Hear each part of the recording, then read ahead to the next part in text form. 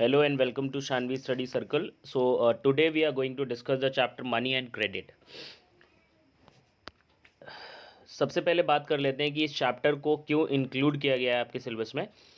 तो जैसे ही भाई मनी का नाम आता है, करेंसी का नाम आता है, तो ये अपने आप में एक अट्रैक्टिंग सब्जेक्ट है। एक क्यूरियोसिटी जो होती है ना आदमी की, नाम ही सुन के जैसे ना रुपए की बात हो रही हो तो एक क्यूरियोसिटी अपने आप आने लगती है। तो मनी को एक कॉन्सेप्ट के रूप में, मनी से मतलब मनी का जो बेसिक कॉन्सेप्ट है वो क्या है, और जो मॉडर्न फॉर्म ऑफ मनी हम यूज़ कर रहे हैं आज की डेट में, ठीक, बैंकिंग सिस्टम जो है हमारा, ठीक है, सेल्फ हेल्प ग्रुप्स हैं, इन सब चीज़ों के बारे में इसमें डिस्कस किया जाएगा।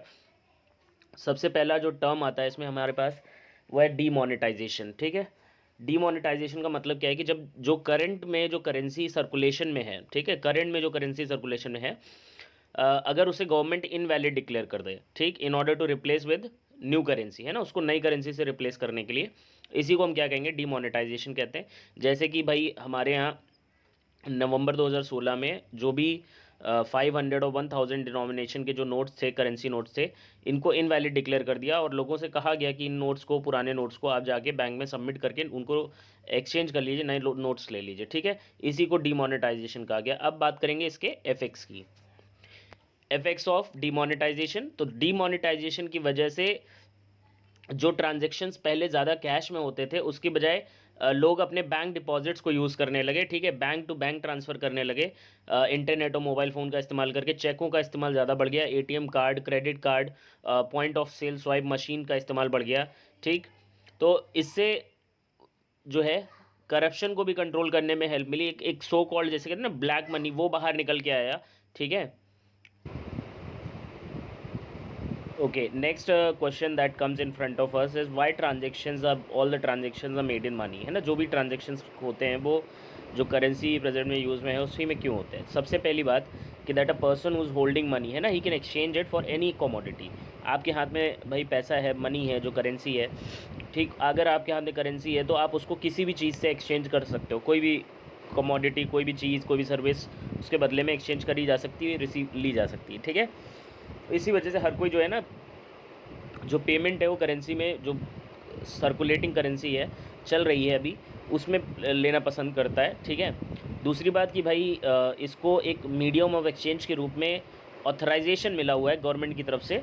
ठीक, तीसरी बात, हमारा जो कानून है, लॉ जो है, वो लीगलाइज करता है that the payment that is made in rupee can not be refused, है ना। कोई भी इंडिया के अंदर कोई भी आदमी मना नहीं कर सकता, जो पेमेंट अगर रुपीज़ में करी जा रही है तो उसको एक्सेप्ट करने से मना नहीं कर सकता। ठीक है, इसी वजह से इसको एक मीडियम ऑफ एक्सचेंज के रूप में बहुत ज़्यादा इस्तेमाल किया जाता है। नेक्स्ट आते हैं डबल कोइंसिडेंस ऑफ वांट।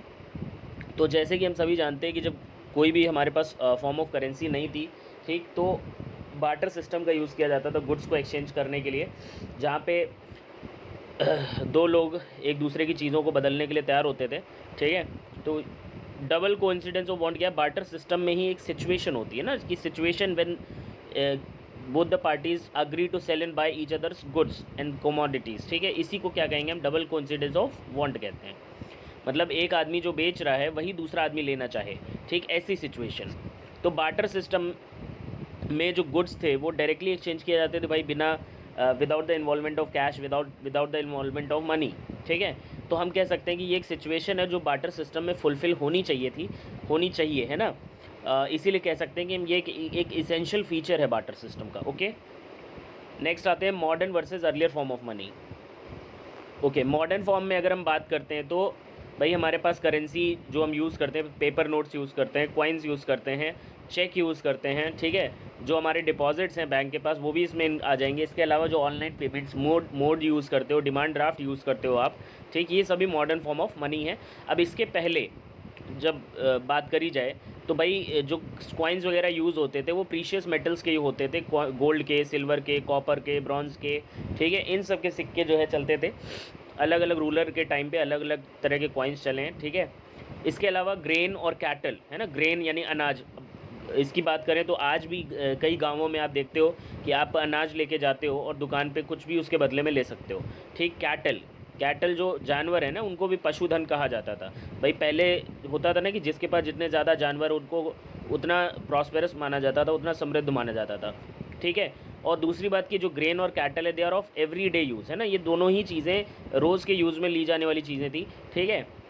जबकि जो मॉडर्न करेंसी है इसका अपना कोई यूज़ नहीं है। तो यहाँ पे दो डिफरेंसेस क्रिएट हो रहे हैं। पहला तो वैल्यू का डिफरेंस क्रिएट हो रहा है कि भाई पुरानी जो करेंसी थी वो प्रीशियस थी, नई करेंसी इतना ज़्यादा प्रीशियस है नहीं, भाई पेपर की बनी हुई है और कॉइन जो है स्टेनलेस स्टील के होते हैं, ठीक। पर और दूसरा डिफरेंस यहाँ पे जो क्रिएट हुआ कि जैसे ग्रेन और कैटल की बात करें, उनके जैसे इनका कोई डेली लाइफ में यूज़ भी नहीं है, ठीक है। तो यहाँ पे दो डिफरेंसेस निकल के आते हैं। नेक्स्ट आते हैं डिपॉजिट विद द बैंक। तो भाई जो आपके पास सरप्लस मनी होता है, एक्स्ट्रा मनी होता है, जो आपके सारे खर्चे पूरे होने के बाद, है ना, उसके बाद जो आपके पास रुपए बच जाते हैं, वही रुपए आप अपने बैंक अकाउंट में बैंक में जाके जमा कर देते हो, ठीक है। दैट वही आपकी सेविंग है। बैंक क्या करता है भाई, बैंक इन डिपॉजिट्स को एक्सेप्ट करता है, ठीक, और इसके ऊपर आपको एक इंटरेस्ट देता है डिपॉजिट्स के ऊपर। इस तरह से आपका जो पैसा है वो एक सेफ कस्टडी में बैंक के पास पहुंच गया और उसके ऊपर आपको एक इंटरेस्ट भी मिलने लगा, ठीक है। इसके अलावा ये भी सुविधा भाई हमारे पास होती है कि जब भी हम चाहें अपने पैसे को जो हमने डिपॉजिट किया है बैंक में, हम उसको विड्रॉ कर सकते हैं, निकाल सकते हैं। चूँकि अब इसी वजह से इनको जो है डिमांड डिपॉजिट कहा जाता है, because it can be withdrawn on demand. Next आते हैं चेक्स पे। तो चेक क्या है, चेक एक पीस ऑफ पेपर है जो इंस्ट्रक्ट करता है बैंक को टू पे स्पेसिफिक अमाउंट, है ना, स्पेसिफिक अमाउंट यानी जो अमाउंट चेक के ऊपर मेंशन है वो अमाउंट उस पर्सन को पे करने के लिए निर्देश देता है, इंस्ट्रक्ट करता है, ठीक है, जिसके नाम पे वो चेक बनाया गया। क्लियर। अब आ जाते हैं benefits of using the cheque. तो सबसे पहले भैया ये एक सेफ और सिक्योर मोड ऑफ पेमेंट है ना। दूसरा प्रूफ की तरह से एक्ट करेगा, प्रूफ ऑफ पेमेंट। कोई भी आदमी डिनाई नहीं कर सकता है कि आपने अगर चेक से पेमेंट की तो मना नहीं कर सकता बाद में कि नहीं हमको पेमेंट नहीं मिली।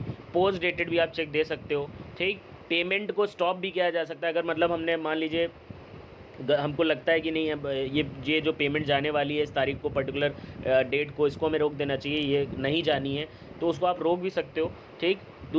नेक्स्ट जो बात होती है कि जो क्रॉस चेक होता है एक, ठीक है, उसको ट्रेस भी किया जा सकता है। अब उसको ट्रेस करने के लिए भाई एक तो चेक नंबर होता है, मेन रोल होता है उसमें MICR का, जिसके बारे में अभी हम आगे डिस्कस करेंगे, ठीक है। नेक्स्ट आते हैं it prevents direct loss of large amount of cash, ठीक है। तो भाई मान लो आप किसी को एक बड़ी पेमेंट करनी है, 4-5 लाख रुपए किसी को देने हैं, तो आप कैश लेके जाओगे तो भाई खोने का डर है, चोरी होने का डर है, ठीक। तो अगर उसकी बजाय अगर हम चेक लेके जाते हैं तो ज़्यादा सेफ रहेगा ना। Easy method to avail cash and bank to bank transfer, है ना। किसी को हम चेक काट के दे दिए हमने, जा करके वो बैंक से कैश ले सकता है, या बैंक से बैंक में हम अमाउंट सीधे अकाउंट में ट्रांसफ़र कर सकते हैं। तो ये सुविधा हमको चेक के थ्रू से मिल जाती है। नेक्स्ट आते हैं डिसएडवांटेजेस के ऊपर। तो डिसएडवांटेजेस में सबसे पहले भैया है कि छोटे अमाउंट के लिए आइडियल नहीं है ना। कि आपको 1000, 2000, 3000, 4000, 5000 कुछ देने हैं किसी को, तो अब उसके लिए भी आप चेक काट रहे हो, ठीक है, तो ये ज़्यादा सही नहीं माना जाएगा। दूसरा, they become deceitful and valueless when the drawer has no money in the account, है ना। अब मान लो भैया जिसने चेक दिया आपको काट के बना के, ठीक, उसके अकाउंट में पैसा ही नहीं है, तो एक तरह से वो आपको बेवकूफ़ बना रहा है ना, डिसीट कर रहा है, ठीक। Next, chances of getting dishonoured, bounce होने के चांसेस रहते हैं, ठीक है। मतलब गारंटी ऑफ पेमेंट नहीं, चेक मिलने का मतलब एक ये नहीं है कि आपको गारंटी हो गई पेमेंट मिल ही जाएगा, पक्का हो गया, ऐसा नहीं होता है, ठीक। बाउंस होने के चांसेस होते हैं। फिर bank personal handling your cheque will have easy access to drawer's account number and name, ठीक। तो जो आदमी है बैंक में, जो एम्प्लॉय है, ठीक है, जो आपके चेक को हैंडल कर रहा है, ठीक, उसके वो आसानी से आपकी सारी जो जानकारी है, अकाउंट नंबर वगैरह, ये सब उसके पास आसानी से आ जाता है। अब वैसे तो भाई बैंक एम्प्लॉयज़ के ऊपर हम पूरा भरोसा करते हैं, बट कभी कभार होता है ना कि ये चीज़ें इन्फॉर्मेशन लीक होने का एक डर रहता है, ठीक है ना। Next, it take some time to process the cheque. अब भाई चेक ये नहीं कि ना इमीडिएट आप बस हाथ में पकड़ाई और तुरंत आपको पैसा मिल जाएगा, तो उसकी प्रोसेसिंग होती है, कुछ टाइम लगता है उसमें, ठीक। अब अगर इमीडिएट पेमेंट की नीड है, तुरंत चाहिए, तो फिर प्रॉब्लम होगी, है ना। अब आते हैं, जैसे कि अब यहाँ पे हम चेक देख लें, बहुत सारे भाई आप बच्चे होंगे जिन्होंने कभी चेक भरी नहीं होगी या देखी नहीं होगी, तो ये देख सकते हैं यहाँ पे, ये हमारी एक चेक है, कैसे फिल की जाती है इसमें भी आ जाते हैं। पे में आप उस आदमी का नाम लिखोगे यहाँ पे जिसको आपको चेक देनी है, रुपए में यहाँ फिगर्स में आ गया, ठीक है, यहाँ फिगर्स में आ गया और यहाँ पे वर्ड्स में आ गया, ठीक है। ये आपका अकाउंट नंबर हो जाएगा, ये आपका अकाउंट नंबर हो जाएगा, और यहाँ पे ज़रा देखें, ये AC पे जो लिखा हुआ है, AC पे का मतलब अकाउंट पे चेक है ये, ठीक। यानी कि यहाँ पे आपको कैश हाथ पे नहीं मिलेगा ना, ये इस चेक के थ्रू जो पैसा है वो बैंक से बैंक में ट्रांसफ़र हो जाएगा, ठीक है, आपके बैंक अकाउंट से दूसरे पर्सन के बैंक अकाउंट में जिसके नाम पे आपने चेक बनाया है। फिर नीचे आ जाते हैं ज़रा, तो तो यहाँ पे अगर हम देखें तो ये देखिए चेक नंबर दे रखा है, ठीक, चेक नंबर के बारे में। और ये स्टार्टिंग की जो इसमें इधर देखें, ये जो जो कोड्स लिखा है ना, code that are use by bank, इसमें जो स्टार्टिंग के 9 डिजिट्स है ये MICR होता है। इन्हीं के बारे में अभी बात करने वाले हैं। सबसे पहले चेक नंबर जो फर्स्ट 6 डिजिट थी, ठीक, जैसे कि बताया था ये वाली जो आपकी डिजिट्स हैं, ठीक, ये फर्स्ट 6 डिजिट जो हैं ये आपका चेक नंबर होता है। अब ये इंपॉर्टेंट किस लिए भैया कि मान लो आप अपना चेक खुआ देते हो, मिसप्लेस हो गया आपका चेक, ठीक, या पैसा जो है क्रेडिट ही नहीं हुआ, ठीक है, तो इस केस में आप अपने चेक का जो स्टेटस है ना उसको ट्रैक कर सकते हो चेक नंबर बैंक में प्रोवाइड करवा के, बता करके, ठीक है। नेक्स्ट आते हैं MICR। तो MICR क्या है भाई, मैग्नेटिक इंक कैरेक्टर रिकॉग्निशन। ये एक 9 डिजिट का कोड होता है, जैसे कि यहाँ पे हम देख सकते हैं, ठीक, तो ये वाला जो स्टार्टिंग का 9 डिजिट का कोड है, ठीक है, ये आपका क्या है, MICR है। अब इसमें से जो पहली 3 डिजिट होती हैं, ठीक, ये सिटी को रिप्रेजेंट करती हैं। नेक्स्ट 3 जो डिजिट्स हैं वो बैंक को रिप्रेजेंट करती हैं, और लास्ट की जो 3 डिजिट है वो ब्रांच का कोड बताती हैं। तो इस तरह से MICR जो है चेक के ऊपर जो होता है, इससे चेक को आइडेंटिफाई करने में, ठीक, एक गलत पेमेंट ना होने पाए, इस चीज़ को एलिमिनेट करने में हेल्प करती है। इसके अलावा चेक की प्रोसेसिंग, एक फास्ट प्रोसेसिंग में ये हेल्प करता है, ठीक है। अब नेक्स्ट टॉपिक जो हमारा वो है चेक वर्सेस ड्राफ्ट, है ना। चेक और ड्राफ्ट में क्या अंतर है, तो ज़रा यहाँ पे अगर हम ध्यान दें, ठीक है, तो ये जो हमारा ऊपर दिख रहा है ये हमारा चेक है, और नीचे वाला जो हमारा ये DD है, ठीक है। डिफरेंसेस क्या है इन दोनों में, ज़रा बात कर लेते हैं। सबसे पहले हम बात करेंगे चेक की।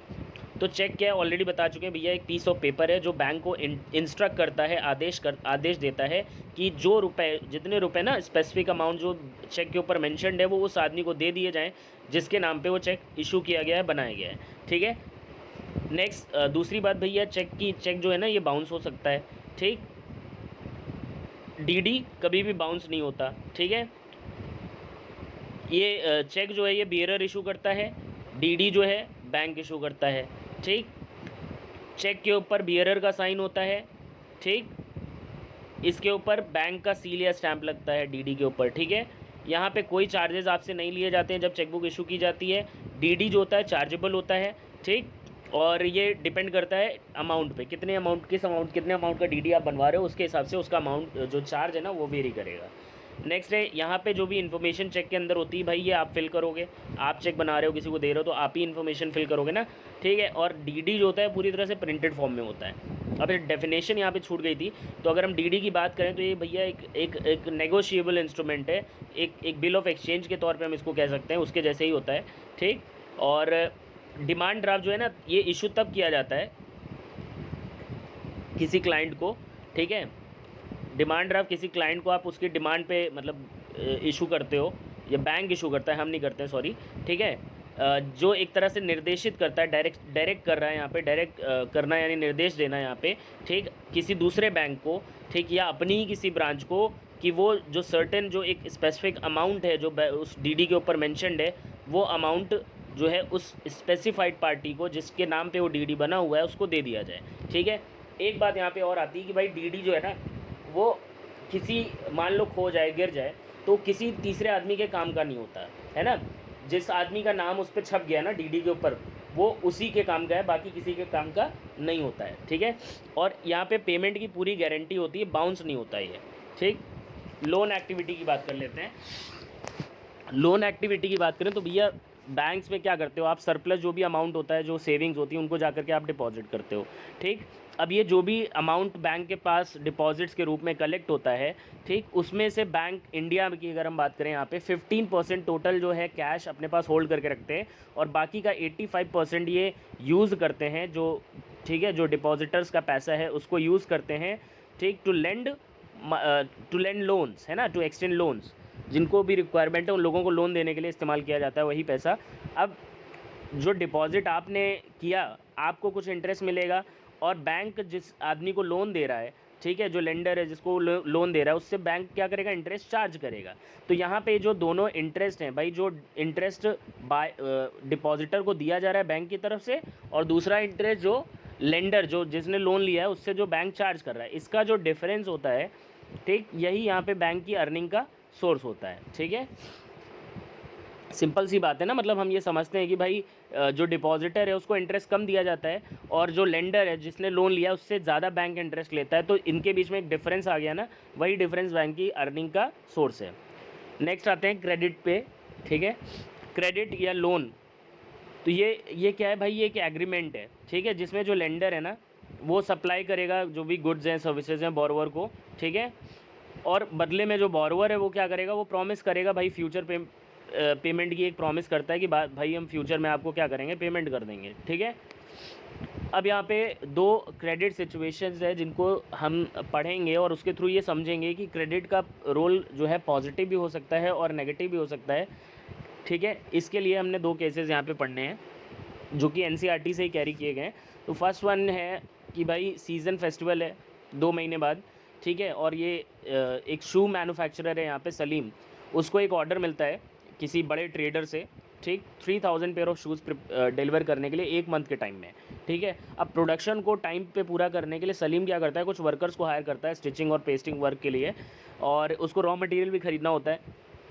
तो ये सारे खर्चे पूरे करने के लिए सलीम क्या करता है, लोन लेता है दो अलग अलग सोर्सेज से। पहला, एक तो वो जो लेदर सप्लायर है उसको बोलता है कि भाई उधार उससे लेदर ले लिया उसने, और उसको बोलता है कि मैं बाद में पेमेंट करूँगा, ठीक है। दूसरा, जो ट्रेडर था जिसने 3000 पेयर ऑफ शूज़ का ऑर्डर दिया था, ठीक, उसको वो 1000 पेयर ऑफ शूज़ का एडवांस ले लेता है, ठीक, जिससे उसका जो भी प्रोडक्शन है वो आगे वो कंटिन्यू उसको कर सके, ठीक है ना। तो इस तरह से वो क्या करता है, मतलब पूरा जो ऑन टाइम अपना जो प्रोडक्शन ऑर्डर था 3000 पेयर ऑफ शूज़ का वो पूरा कर लेता है और उसको अच्छा प्रॉफिट होता है यहाँ पे, ठीक। मतलब यहाँ पे हमको ये समझ में आया कि जो क्रेडिट का जो एक पॉजिटिव रोल है वो यहाँ पे देखने को मिल रहा है, ठीक है। अब दूसरा केस ज़रा देखते हैं, स्वप्ना का केस क्या है। स्वप्ना जो कि एक स्मॉल फार्मर है और ग्राउंडनट ग्रो करती है अपनी 3 एकड़ ऑफ लैंड, 3 एकड़ जो ज़मीन है उसके पास, उस पर, ठीक। वो लोन लेती है एक मनी लेंडर से अपने जो भी खर्चे हैं कल्टीवेशन के ऊपर, जो खर्चे आने हैं उनको पूरा करने के लिए, और उसे लगता है कि मतलब अच्छी फसल होगी और वो उसे बेचकर जो है लोन रीपे कर देगी। पर इस होता क्या है, चीज़ें जो उसका क्रॉप था it was hit by paste, है ना, कीड़े वीड़े लग जाते हैं, ठीक है, और क्रॉप फेलियर हो जाता है। तो फिर भी स्वप्ना जो है कोशिश करती है यहाँ चीज़ों को संभालने के लिए, तो वो पेस्टिसाइड वगैरह स्प्रे करवाती है, तो उससे भी एक एक्स्ट्रा बर्डन यहाँ पे क्रिएट हो जाता है, ठीक है। और वो जो लोन थी उसको रीपे नहीं कर पाती है, ठीक है। और अगले साल वो फिर से एक फ्रेश लोन लेती है, फिर से कल्टीवेशन करती है। ये इस बार कुछ नहीं, मतलब कोई घटना तो नहीं होती है भाई, नॉर्मल क्रॉप होता है, बिल्कुल नॉर्मल ईयर होता है, बट अर्निंग उतनी नहीं हो पाती कि वो लोन को रीपे ख़त्म कर पाती है अपने, ठीक है। तो इस वजह से वो कर्ज़ में डूब जाती है, कर्जा चढ़ गया उसके ऊपर ना, तो फाइनली उसको कर्ज़ उतारने के लिए अपनी ज़मीन बेचनी पड़ती है यहाँ पे, ठीक। अब यहाँ पे हमको क्रेडिट का रोल कैसा दिखाई दे रहा है, यहाँ पे क्रेडिट का रोल नेगेटिव हो रहा है, ठीक है ना। तो फर्स्ट सिचुएशन में क्रेडिट ने एक अच्छा रोल प्ले किया, सलीम की अर्निंग को बढ़ाने का काम किया, उसको प्रॉफिट हुआ, ठीक है। बट दूसरी सिचुएशन में क्रॉप फेलियर की वजह से credit has pushed the Swapna into a situation called डेब्ट ट्रैप, है ना। डेब्ट ट्रैप एक ऐसी सिचुएशन होती है कि जहाँ पे आप अपने पुराने लोन को रीपे नहीं कर पाते और आपको नया लोन लेना पड़ता है, ठीक है। तो इस सिचुएशन को एक तरह से हम डेब्ट ट्रैप कहते हैं, कर्ज में जिसे कहते हो आप डूब जाना, है ना। तो उसकी हालत जो है पहले से और ज़्यादा ख़राब हो जाती है यहाँ पे क्रेडिट की वजह से, ठीक है।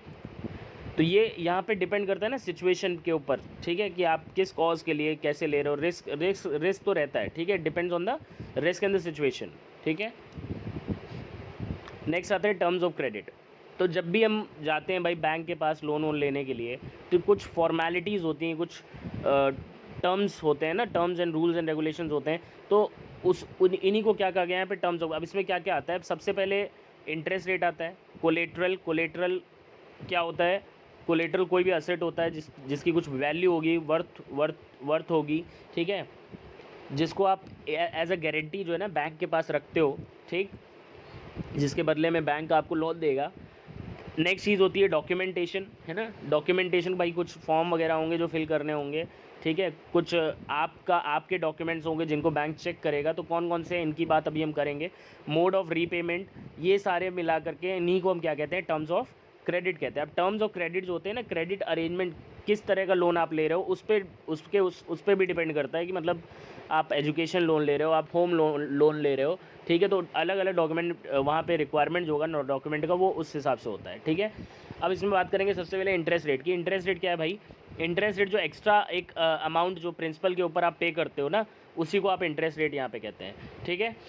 कोलेट्रल की बात करें तो कोलेट्रल एक असेट है, ठीक है। आपका कोई असेट होगा जिसको आप एक गारंटी के तौर पे बैंक के पास रखते हो, ठीक। जैसे आपका कोई मकान के पेपर हैं, ज़मीन के पेपर हैं, बिल्डिंग है ना, कोई व्हीकल है, ठीक है, लाइफ स्टॉक्स हैं जो बैंक के पास डिपॉजिट्स हैं, इनको आप यूज़ करते हो यहाँ कोलेट्रल के रूप में, ठीक है।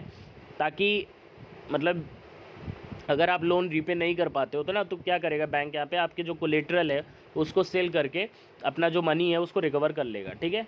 डॉक्यूमेंटेशन रिक्वायर की बात कर लें तो डॉक्यूमेंटेशन में क्या होता है, लेंडर जो है ना, जो लोन दे रहा है आपको, बैंक जो है जैसे, ठीक, वो आपकी एलिजिबिलिटी चेक करेगा, ठीक, कि आपको लोन दिया जाना चाहिए कि नहीं दिया जाना चाहिए, ठीक है। डिटेल्स और आपकी आईडी प्रूफ वगैरह लेगा, सैलरी स्लिप वगैरह देखेगा, ठीक है, इनकम के सोर्सेज देखेगा, वेरीफाई करेगा उनको, तब जा कर के आपको लोन कहीं दिया जाता है, ठीक है। लास्ट आता है मोड ऑफ रीपेमेंट। तो इसमें आता है कि नंबर ऑफ़ इंस्टॉलमेंट, कितने ड्यूरेशन के लिए आप लोन करा रहे हो, ठीक है, कितने इंस्टॉलमेंट बनेंगे, किस तरह से आप अपना पैसा वापस करोगे, जो लोन का पैसा है, कैश में वापस करोगे, चेक के थ्रू वापस करोगे या किसी और मोड से वापस करोगे, ठीक है, ये इसमें डिसाइड किया जाता है। नेक्स्ट आते हैं कुछ रूरल एरियाज़ में, यहाँ पे क्रेडिट जो सिचुएशंस हैं इनको समझते हैं। सबसे पहले यहाँ पे स्टोरी जो है, एक श्याम लाल है, इनकी कहानी है, देख लेते हैं क्या है। तो श्याम लाल जो है हर सीज़न में उसको ज़रूरत पड़ती है लोन की, मतलब वो क्या करता है, लोन लेता है कल्टीवेशन के लिए ऑन इज़ 1.5 एकड़ ऑफ लैंड, ठीक है। अभी पिछले कुछ सालों तक वो क्या कर रहा था, वो लोन जो ले रहा था वो एक उसी के गांव में एक मनी लेंडर था, उससे वो लोन ले रहा था, और इंटरेस्ट रेट जो था यहाँ पे वो 5% पर मंथ के हिसाब से, यानी कि पूरे साल का अगर देखा जाए तो भैया 60% हो जाता है, ठीक। अब उसने कुछ टाइम गुजरा, कुछ उसने चेंजेस किए और उसने जो लोन लेना शुरू किया वो एक एग्रीकल्चर ट्रेडर से लेना शुरू कर दिया, जहाँ पे उसका जो रेट ऑफ इंटरेस्ट था वो थोड़ा सा कम हो जाता है, मतलब पहले 5% पर मंथ था, अभी 3% पर मंथ हो गया, ठीक है। और इसके अलावा जो ट्रेडर है ना, क्रॉपिंग सीज़न के भाई शुरुआत में ही वो लोन लेता है अपना, ठीक है। जो भी जो ट्रेडर है उसको फार्म इनपुट्स वगैरह भी सप्लाई कर देता है, ठीक है। और फाइनली जो है यहाँ पे श्यामलाल जब उसकी फसल वसल तैयार हो जाती है, उसको बेच करके वो लोन को जो है रीपे कर देता है, ठीक। मतलब पर ज़्यादा यहाँ पे वो शायद प्रॉफिट नहीं अर्न कर पाता है, ठीक। इसके अलावा इंटरेस्ट तो वो भाई यहाँ पे जो ट्रेडर है, एग्रीकल्चर ट्रेडर जिसने उसको लोन दिया, वो इंटरेस्ट तो चार्ज कर ही रहा है लोन के ऊपर, ठीक है। इसके अलावा जो ट्रेडर है यहाँ पे, वो फार्मर से एक प्रॉमिस भी लेता है कि वो क्रॉप्स जो है उसी को सेल करेंगे, तो इस तरह से वो डबल फ़ायदा कमा रहा है, और यहाँ पे श्याम लाल की जो अर्निंग है वो उतनी ज़्यादा नहीं हो पा रही, ठीक है। अब अगर हम बात करें नेक्स्ट सिचुएशन की, तो यहाँ पे अरुण जो है, जो कि एक सुपरवाइज़र है, ठीक, एक सुपरवाइज़ करते हैं जो फार्म लेबरर्स हैं उनके काम को, ठीक है। तो अरुण के पास 7 एकड़ ऑफ लैंड है, और उनके गांव में, सोनपुर नाम का जो गांव है उनका, वहाँ पे बैंक से लोन रिसीव करने वाले जो लोग हैं उनमें से ये एक हैं, ठीक है, कुछ ही लोगों में से। जो इंटरेस्ट रेट है इस केस में यहाँ पे 8.5% पर एनम है। अब ज़रा ध्यान दीजिएगा, यहाँ पे था 60% पर एनम और यहाँ पे है 8.5% पर एनम, है ना, कितना बड़ा डिफरेंस है। And can be repaid any time, और साथ में ये भी सुविधा भी है कि अगले 3 साल में वो कभी भी रीपे कर सकता है, ठीक। तो अरुण ने मतलब पूरी तैयारी करके रखी हुई है कि भाई उसकी जो फसल जब तैयार होगी तो वो बेच करके पूरा लोन ख़त्म कर देगा, ठीक है।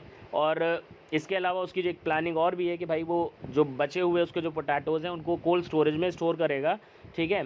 इसके लिए वो एक फ़्रेश लोन के लिए अप्लाई करता है, और बैंक की ये सुविधा देता भी है उन्हीं लोगों को जिन्होंने जो है क्रॉप लोन ले रखा होता है बैंक से पहले से, ठीक है।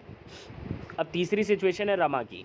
रमा जो कि एक पास की फील्ड में काम करती है, ठीक, वो एक एग्रीकल्चर लेबरर है, और कुछ महीने ऐसे होते हैं साल में जब उसके पास कोई काम नहीं होता है, बट वही बात है ना कि आपके खर्चे तो रुकने वाले हैं नहीं, तो उनको पूरा करने के लिए उसको लोन लेने पड़ते हैं, ठीक है ना। और कोई मान लो बड़ा भाई कोई बीमारी उमारी आ गई, कोई फैमिली में फंक्शन हो गया, ठीक है, तो ये सारी चीज़ें भी लोन से ही पूरी होती हैं। अब लोन कहाँ से लेती हो, लोन के लिए वो पूरी तरह से डिपेंडेंट है अपना जो उनका एम्प्लॉयर है, जो कि एक मीडियम लैंड ओनर है, ठीक है, सोनपुर में। अब लैंड ओनर क्या करता है भाई, इंटरेस्ट यहाँ पे चार्ज करता है 5% पर मंथ का, ठीक है। अब रमा के पास कैश तो है नहीं वापस करने के लिए, तो इसलिए वो काम करती है उसकी फील्ड में, लैंड ओनर की फील्ड्स में, और इस तरह से वो रीपे करती है अपना लोन। ज़्यादातर टाइम जो है रमा को एक नया लोन लेना पड़ जाता है, पिछला उसका ख़त्म नहीं हुआ होता है, ठीक। अभी भी उसके जो लैंड ओनर है उसके 5,000 रुपये रमा के ऊपर बाकी हैं, ठीक। पर फिर भी जो है रमा भले ही वो उसको अच्छे से ट्रीट नहीं कर रहा है, पर फिर भी वो क्या करे, उसके पास कोई और रास्ते नहीं है, वो उसी के पास काम कर रही है, क्योंकि उसे जब भी ज़रूरत होती है तो उससे लोन, उसको जो लैंड ओनर है उससे लोन उसको मिल जाता है। ठीक है, नेक्स्ट आते हैं लोन फ्रॉम कोऑपरेटिव्स पे। तो बैंक के अलावा एक और जो मेजर सोर्स है चीप क्रेडिट का रूरल एरियाज़ में, वो है कोऑपरेटिव सोसाइटीज़। ठीक है, अब कोऑपरेटिव्स होते क्या है या कोऑपरेटिव सोसाइटीज़ होती क्या हैं, तो ये वॉलेंट्री एसोसिएशन होते हैं, ठीक, जो क्या करते हैं, अपनी सेविंग्स को पूल अप करते हैं। ठीक है, और उसी जो सेव्ड अमाउंट होता है उसी को यूज़ करते हैं for lending to its members. ठीक है, तो यहाँ पे भी वही है कि जो मेंबर्स होते हैं ना कोऑपरेटिव के, they pool their resources for cooperation in certain areas. किसी एक स्पेसिफिक एरिया में काम करने के लिए जो है, जो भी मेंबर्स हैं वो पूल अप करते हैं अपने रिसोर्सेज को, जो भी रुपया है, मोस्ट ऑफ द टाइम ये रुपीज़ ही होंगे। ठीक है, सर्टेन टाइप कई तरह के कोऑपरेटिव्स होते हैं, जैसे कि फार्मर कोऑपरेटिव्स होते हैं, वीवर के कोऑपरेटिव हो गए, इंडस्ट्रियल वर्कर के कोऑपरेटिव्स हो गए। ठीक है, तो ऐसा ही एक कृषक कोऑपरेटिव जो है वहाँ पे गांव में, सोनपुर गांव में काम करता है। ठीक है, सोनपुर से सॉरी एक थोड़ी दूरी पे गांव है, वहाँ पे काम करता है। ठीक है, और इसमें 2300 फार्मर इससे जुड़े हुए हैं, इसके मेंबर बने हुए हैं। ठीक, ये अपने मेंबर से डिपॉजिट एक्सेप्ट करता है और फिर इन्हीं डिपॉजिट को कोलेटरल के तौर पे यूज़ करके इस कोऑपरेटिव ने क्या किया, बैंक से लोन ले लिया। ठीक है, अब इन फंड्स को यूज़ करता है अपने मेंबर्स को लोन देने के लिए। ठीक, once these loans are repaid, अब जब एक बार लोन रीपे हो जाता है तो दूसरा लोन ले लिया जाता है उसकी जगह पे। ठीक है, तो कृषक कोऑपरेटिव जो है यहाँ पे लोन प्रोवाइड करते हैं for the purchase of agriculture implements, है ना, जो किसान हैं उनको जो भी चीज़ें खरीदनी है, एग्रीकल्चर टूल्स खरीदने, मशीन्स खरीदने, उसके लिए लोन प्रोवाइड करते हैं, या कल्टीवेशन के लिए, एग्रीकल्चर ट्रेड के लिए, फिशरी के लिए, है ना, अलग अलग एक्टिविटीज़ के लिए यहाँ पे लोन इनको प्रोवाइड कराया जाता है। अब हम बात करेंगे फॉर्मल और इनफॉर्मल सेक्टर ऑफ क्रेडिट में डिफरेंस की। ठीक है, तो सबसे पहले फॉर्मल सेक्टर की बात कर लेते हैं। फॉर्मल सेक्टर में हमारे पास यहाँ पे बैंक्स आते हैं और कोऑपरेटिव्स आते हैं। ठीक, यहाँ पे देखो कुछ रूल्स एंड रेगुलेशंस होंगे जिनको हर कोई फॉलो करता है। ठीक, आरबीआई यहाँ पे मेन रेगुलेटिंग बॉडी होती है। ठीक, चार्ज यहाँ पे रेट ऑफ इंटरेस्ट कम होता है, टर्म्स ऑफ क्रेडिट की रिक्वायरमेंट होगी, बिना इसके लोन नहीं मिलेगा। ठीक है, नेक्स्ट आते हैं इनफॉर्मल सोर्स की बात करेंगे। तो भैया अगर आपने जो लोन है वो किसी मनी लेंडर से, फ्रेंड से, रिलेटिव से या बड़े एक लैंड ओनर से ले रखा है तो ये इनफॉर्मल सेक्टर में आएगा। यहाँ पे रेट ऑफ इंटरेस्ट हाई होगा। ठीक, टर्म ऑफ क्रेडिट की रिक्वायरमेंट यहाँ पे नहीं होती है। ठीक, कोई रेगुलेटिंग बॉडी यहाँ पे जो है, यहाँ पे नहीं होती, आरबीआई के जैसे रूल्स एंड रेगुलेशंस नहीं होते हैं। ठीक है, बैंक्स और cooperatives why they need to increase their lending capacity. तो सबसे पहले रूरल एरियाज़ में स्पेशली जो पुअर हैं, गरीब लोग हैं, उनको एक्सप्लॉयटेशन से बचाने के लिए मनी लेंडर्स और लैंडलॉर्ड जो हैं, ट्रेडर्स हैं, उनके हाथों से जो इनका एक्सप्लॉयटेशन होता है इनकी वजह से, उससे बचाने के लिए एक तो पहला रीज़न यहाँ पे ये हो गया। दूसरी बात, to prevent them to fall into the situation like डेब्ट ट्रैप, है ना, जैसे कि हमने स्वप्ना का केस पढ़ा था कि भाई वैसी सिचुएशन दूसरे लोगों की ना होने पाए ना, डेब्ट ट्रैप जैसी सिचुएशन में कोई फॉल ना करे। ठीक है, तो इससे बचाने के लिए। और तीसरी बात, to allow them to avail the benefits of formal sector के जो बेनिफिट्स हैं वो इन लोगों तक भी पहुंच सकें और ये उनकी हेल्प से बैंक वगैरह से लोन ले करके अपने आप को ग्रो कर सकें, प्रॉस्पेरस बन सकें, जो भी छोटे मोटे बिजनेस से करना चाहते हैं उनको आसानी से करके अपने आप को ग्रो कर सकें। ठीक है, अब आते हैं कोऑपरेटिव के क्लासिफिकेशन पे। तो कोऑपरेटिव सोसाइटी दो तरह की होती है, क्रेडिट कोऑपरेटिव सोसाइटी होती है, एक नॉन क्रेडिट होती है। क्रेडिट यानी जो लोन देगी। ठीक है, ये भी दो तरह के, एग्रीकल्चर और नॉन लोन जो दिया जाता है, पहला तो एग्रीकल्चर एक्टिविटीज़ के लिए दिया जाता है भाई, कल्टीवेशन वगैरह करने के लिए। ठीक है, दूसरा नॉन एग्रीकल्चर एक्टिविटी, यानी कि जैसे कोई भी आपको छोटे मोटे बिजनेस करने हैं, ठीक है, इसके लिए आपको यहाँ पे क्रेडिट प्रोवाइड कराया जाएगा। दूसरा आते हैं नॉन क्रेडिट जो कोऑपरेटिव सोसाइटीज़ हैं, ये क्या करेंगी, ये पैसा तो नहीं देंगी, लोन तो नहीं देंगी, पर ये क्या करते हैं, ये प्रोडक्शन करते हैं या तो, ठीक है, या सर्विसेज देते हैं। तो पहला एग्रीकल्चरल, इसमें क्या होगा कि मतलब जो भी एग्रीकल्चर प्रोडक्ट्स हैं, ठीक है, उनकी मैन्युफैक्चरिंग वगैरह ये करते हैं। ठीक है, और कम रेट पे जो है फार्मर्स वगैरह को प्रोवाइड करवाते हैं चीज़ें। दूसरा नॉन एग्रीकल्चरल, ठीक है, यहाँ पे क्या होगा, ये सर्विसेज वगैरह देंगे। ठीक है, नॉन एग्रीकल्चरल जो गुड्स हैं, जैसे अब हमने बात करी अमूल की, ठीक है, तो मिल्क और मिल्क प्रोडक्ट्स में डील करता है। ठीक है, तो नॉन एग्रीकल्चर जो प्रोडक्ट्स हैं यहाँ पे प्रोडक्शन उनका किया जाएगा और कम रेट पे जो है पुअर हैं और फार्मर्स हैं उनको यहाँ पे चीज़ें प्रोवाइड कराई जाएंगी। जैसे कि एक एग्जांपल अगर हम ले लें यहाँ पे, तो अमूल हो गया, नेफेड हो गया और इफ़को हो गया, ये सारे आपके कोऑपरेटिव के ही एग्जांपल्स हैं। अब आ जाते हैं कैरेक्टरिस्टिक्स के ऊपर, है ना, कोऑपरेटिव्स के कुछ कैरेक्टर्स। सबसे पहला यहाँ पे आता है कि भैया इनकी जो मेंबरशिप होती है वो ओपन होती है, ठीक। दूसरा स्टेट कंट्रोल यानी गवर्नमेंट का कंट्रोल रहता है। तीसरा डेमोक्रेटिक मैनेजमेंट, इसका जो मैनेजमेंट होता है वो डेमोक्रेटिक वे में होता है। चौथा वॉलेंट्री एसोसिएशन, लोग अपनी इच्छा से जुड़ते हैं, ठीक। पाँचवीं बात जो है भैया सोर्स ऑफ फाइनेंस है, मतलब जो मेंबर्स हैं ना वो उनके लिए एक फाइनेंस का सोर्स हो गया ना भाई, लोन अवेल कर सकते हैं ना इससे, ठीक। छठा जो है इसका सर्विस मोटिव होता है, यहाँ पर प्रॉफिट मोटिव नहीं है, मतलब सेवा करने के लिए, मदद करने के लिए ग्रुप बनाया गया है, ठीक है। सातवीं बात कि भैया सेपरेट लीगल एंटिटी है, मतलब अलग पहचान होगी बिल्कुल इसकी, ठीक है। आठवीं बात कि डिस्ट्रीब्यूशन ऑफ सरप्लस, जो एक्स्ट्रा भाई लोगों की जेब से निकल के जो सेविंग इकट्ठा हुई, उससे जो अमाउंट इकट्ठा हुआ, जो अमाउंट यहाँ पे इकट्ठा होता है, ठीक है, उसी को डिस्ट्रीब्यूट किया जाता है मेंबर्स के बीच में, ठीक है। फिर आते हैं self help through mutual cooperation. तो भाई सब लोग इसमें क्या है, एक ग्रुप है ना, वॉलेंट्री एसोसिएशन है, तो लोग आप एक साथ आते हैं, ठीक, म्यूचुअल कोऑपरेशन के थ्रू एक दूसरे की हेल्प करी जा रही है यहाँ पे, ठीक है।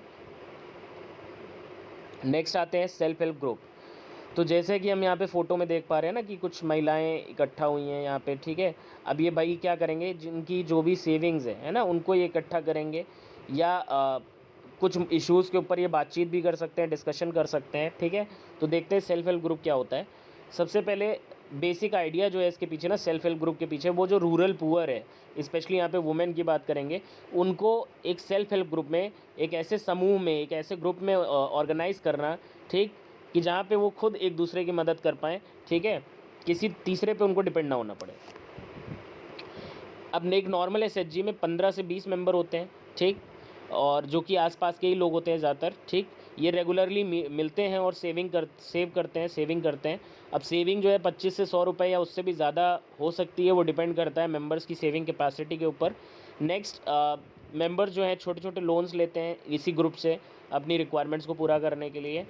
और ग्रुप क्या करता है भाई, ग्रुप एक बहुत ही माइन्यूट इंटरेस्ट चार्ज करता है इन लोन्स के ऊपर, जो कि बहुत कम होता है ना, मनी लेंडर और बैंक वगैरह से, ठीक। अब इससे क्या होगा ना, इंटरेस्ट लगाना भी ज़रूरी है, जिससे क्या करेगी, जो अमाउंट है ना, डिपॉजिट जो टोटल अमाउंट होता है वो भी बढ़ता रहेगा, ठीक है। और जिससे फ़ायदा आगे सारे मेंबर्स को होगा भाई, जब अमाउंट बढ़ेगा तो एक ज़्यादा अमाउंट का लोन अपने मेंबर्स को जो ग्रुप है वो प्रोवाइड करवा पाएगा, है ना। अब अगर कोई भी ग्रुप अगर 2 साल तक लगभग कंटिन्यू रहता है, रेगुलर वो सेविंग्स करता रहता है, तो वो बैंक से लोन लेने के लिए भी एलिजिबल हो जाता है, ठीक। दूसरा, यहाँ पे जो बैंक लोन सैंक्शन करता है वो ग्रुप के नाम पे करता है, ठीक। और इसका मेन मकसद क्या है कि मतलब जो मेंबर्स हैं उनके लिए सेल्फ एम्प्लॉयमेंट अपॉर्चुनिटीज़ क्रिएट करना।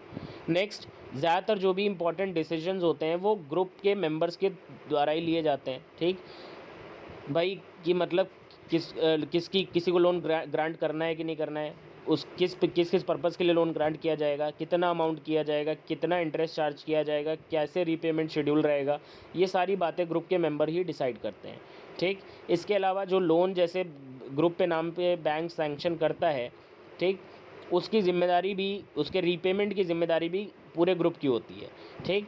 अगर कहीं पे भी अगर फॉल्ट आती है, नॉन रीपेमेंट होता है का केस बनता है, ठीक है, तो यहाँ पे हर एक मेंबर जो है ना इसको सीरियसली लेता है, सीरियसली फॉलो करता है, ठीक। और इसी वजह से क्या होता है कि बैंक जो है इनको आसानी से लोन दे देते हैं, या they are willing to lend them loans, है ना। अब आते हैं मेरिट्स पे। तो सबसे पहली बात, जो एसएचजीज़ हैं, ठीक, रूरल जो पुअर है उसके सामने जो सबसे बड़ी समस्या होती है ना, लैक ऑफ कोलेटरल की, है ना, उसको ये दूर करता है, ठीक। इसके अलावा एसएचजीज़ को जो है टाइमली समय समय पे जो है ना अलग अलग पर्पज़ के लिए लोन आसानी से मिल जाता है रीज़नेबल इंटरेस्ट रेट के ऊपर, ठीक है। तीसरी बात कि भैया जो एसएचजीज़ हैं ये आपके एक तरह से बिल्डिंग ब्लॉक्स हैं, ठीक, रूरल पुअर के लिए, ठीक है।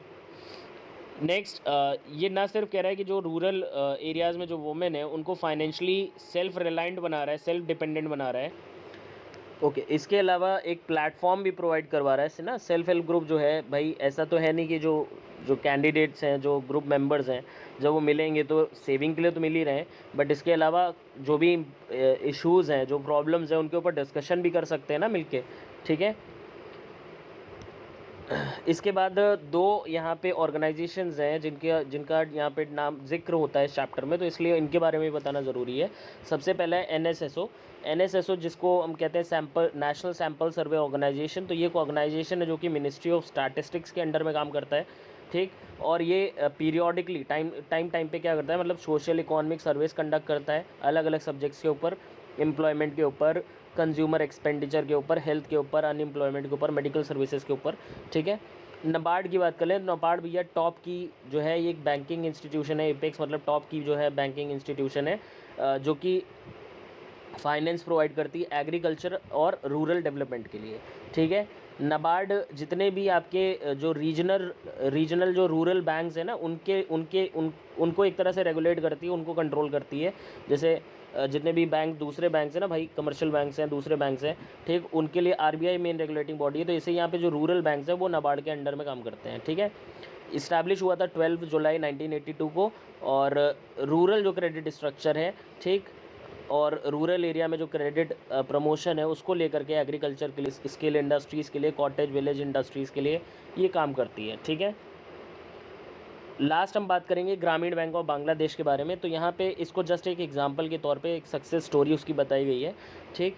तो ग्रामीण बैंक ऑफ बांग्लादेश जो है,